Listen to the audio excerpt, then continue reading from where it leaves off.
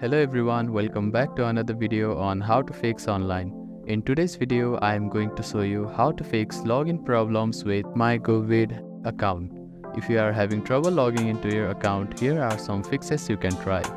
The first thing to do is to check that you have a stable internet connection, either through Wi-Fi or cellular data. Then try logging in again. Also make sure that you are typing your information correctly. The second step is to clear your browser cache and cookies. Sometimes stored data in your browser can cause login issues.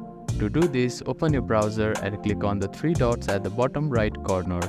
Then find the history button. After clicking on the history button, you can find the delete browsing data button. Click on it, then select the time range as all time. Now click on delete browsing data and confirm it once again. After that, your browser cache and cookies will be cleared. Then simply try logging in again. You can also try updating your browser. Open your App Store or Play Store and search for your browser.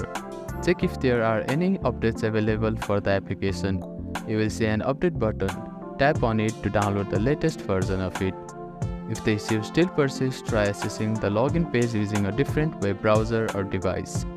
I hope these fixes helped you to get logged into your account.